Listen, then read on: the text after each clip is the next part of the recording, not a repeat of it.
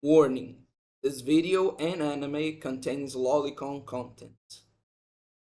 If you are really uncomfortable with the sexualization of loli characters, then I recommend you stop watching this video and don't watch this anime. If you don't mind, like it, or can deal with it if the rest of the content has more to offer, then I recommend you stick around. Oh, and spoilers, of course. I'll be honest, at first, I wasn't even going to give this anime much of a chance. Partly because Idolm ster, as a franchise, was something I ever only watched because my mom likes idol anime and I wanted something to watch with her, and partly because the closest thing to a recommendation that I ever received to watch it was the flood of Momoka and Riza artwork that started appearing on my Twitter timeline. So I expected this to be just another anime in the growing genre of cute girls doing cute things. Something I would watch, find cute, download some fan art, and forget about it in a week. What I ended up discovering, however, was my new absolute favorite idol anime. And that's simply because it has the kind of story I love most: deep, new, and respectful. One thing I hate in media is when a work tries to appear new by mocking or completely subverting a classic structure. This includes works like Star Wars and its humiliation of beloved characters, Black Widow and its incredibly original review of Taskmaster as a woman, and, in the context of anime, the games made by Sharon Company and similar ones that follow the classic structure of start with a cute story that then turns into something full of blood and violence. Not every work that employs this type of twist is bad, of course, as classics like Higurashi or the recent Doki Doki Literature Club show. However, when I see this type of subversion nowadays, most of the time, all the reaction it provokes in me is a big eye roll. That's because of how, paradoxically, easy, common, and immature it is, or at least tends to be executed, which, ironically, are exactly the adjectives that these types of stories are trying to avoid by including this type of subversion. In fact, in recent years, I greatly enjoyed stories that can do the exact opposite, following a cliched structure but adding depth and new elements to it without losing the appeal that made this structure popular in the first place. And that's exactly what this anime does so perfectly. And not just in its story. In fact, the animation and art style are both beautiful and incredibly well done. Static frames are rare, and the level of detail, creativity, and movement given to the scenes is as amazing as the quality of the story, being one of the best anime in terms of integrating 2D and 3D animation. The animators definitely deserve applause. Almost every episode has its own song, and all of them are also amazing and a pleasure to listen to over and over again. However, this isn't as praiseworthy as the animation, since it's pretty standard for an idol anime.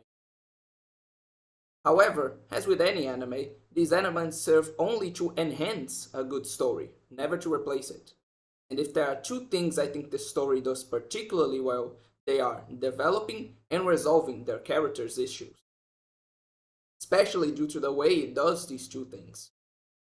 The anime story is divided into two aspects: an episodic one, focusing on each character's individual problems, and a more continuous one, following the group's journey towards fame and relevance. Certain episodes are more dedicated to the first aspect, while others focus more on the second. The second aspect is the definition of perfect, with natural and subtly demonstrated developments, both through the increasing relevance of the jobs offered to or trusted to the girls and their online engagement.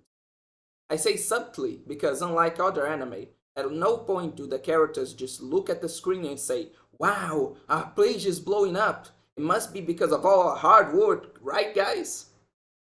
Which, though it may not seem too special, is a relief after seeing so many anime that seem to think that their audience isn't even looking at the screen while watching.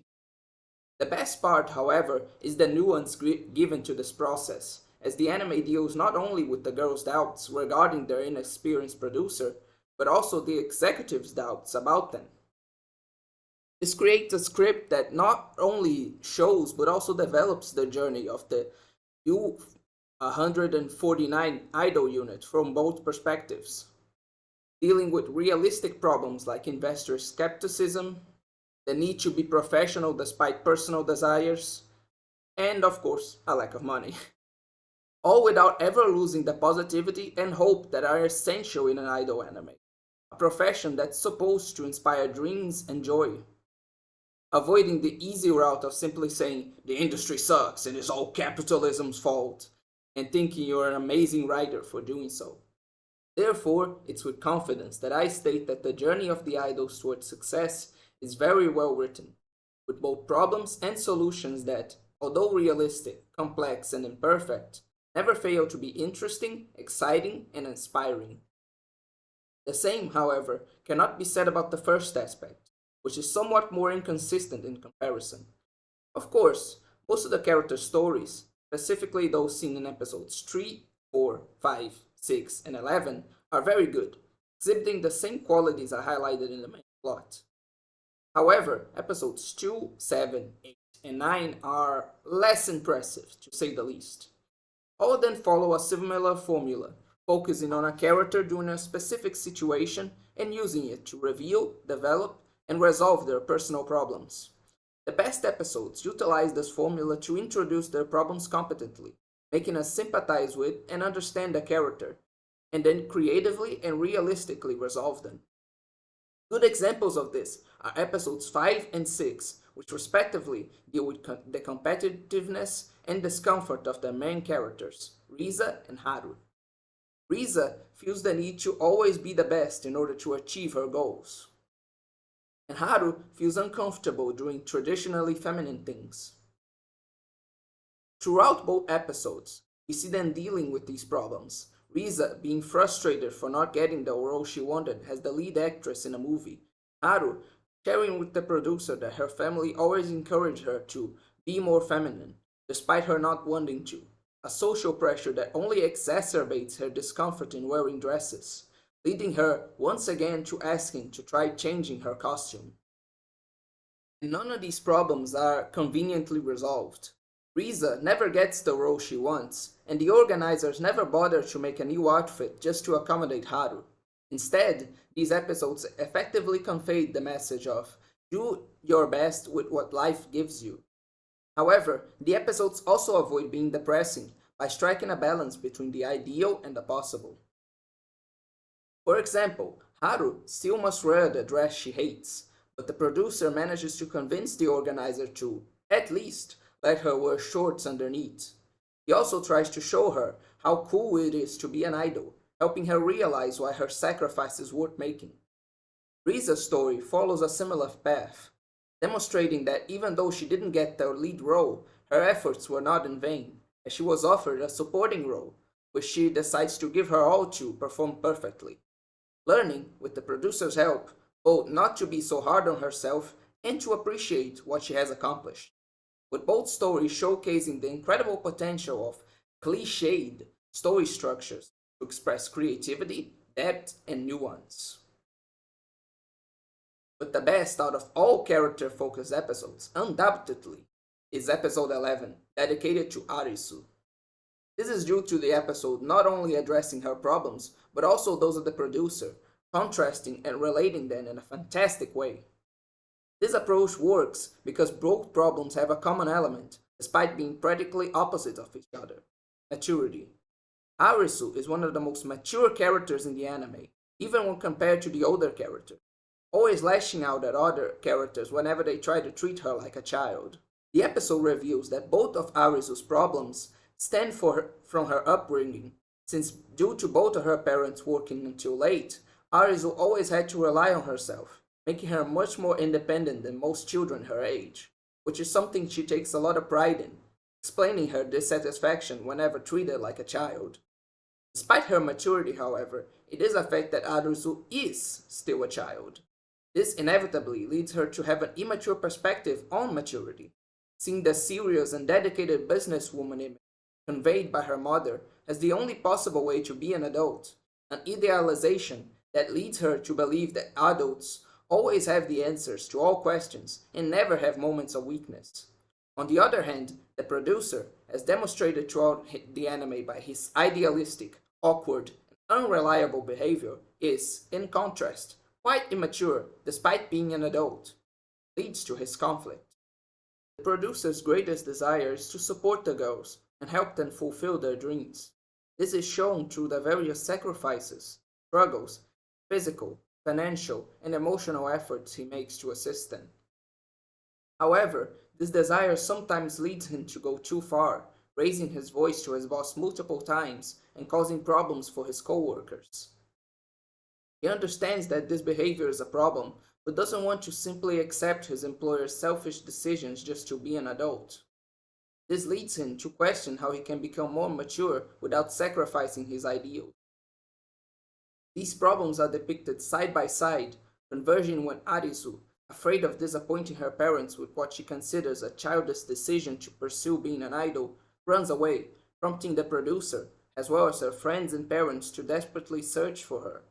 This gives the producer an opportunity to have a private conversation with her about their problems. The producer tries to convince her with a cliched speech about how her parents would never hate her for wanting to pursue her dreams. However, she rejects his words, arguing that he is only telling her what she wants to hear without truly understanding her situation, criticizing him for being consistently incompetent at solving the idol's problems. Overwhelmed by the constant criticism of his shortcomings, the producer drops his confident facade and shows his vulnerabilities, crying and revealing that he, despite being an adult, also has his own doubts and fears. This reminds Arisu of a memory of her own mother crying, a memory that she had blocked to maintain her infallible image of what it means to be an adult. As a result, finally realizes that being an adult doesn't mean not having weaknesses, but rather knowing how to deal with them appropriately. This is exemplified by the producer himself, as seen when we get a glimpse at his thoughts. It reveals that he avoided burdening Arisu by asking her to help him with his responsibility to resolve the problems of U149, something he really wanted to do due to how overwhelmed it made him feel, allowing her to focus only on her own problems.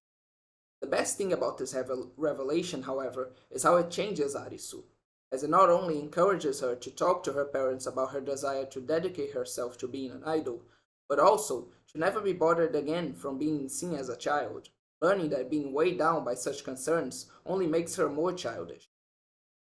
This may seem like a small change, but due to marketing reasons, characters in Cute Girls Doing Cute Things anime rarely undergo significant personality or appearance changes, as it risks diminishing their cuteness. So the fact that Idolm ster U149 not only allowed this change to happen, but also showed that such changes can make the characters even cuter, serves as further proof of both the courage and competence of some of the writers. In contrast to these wonderful introductions and executions, however, the weaker episodes either lack a central problem or handle them less competently. Examples of both problems can be found in episodes 9 and 8 respectively. Episode 9 is the least problematic. Kaoru has its main character. This episode doesn't have a central problem, which makes sense given its nature within the story as a moment for the characters to relax and momentarily forget their concerns. This wouldn't be a big issue if this was just an episode focused on the main plot. However, since it also serves as Kaoru's dedicated episode, its relaxed nature weakens the character, leaving her as one of the shallowest in the show. The worst episode of the anime, however, is undoubtedly episode 8, focused on Chie.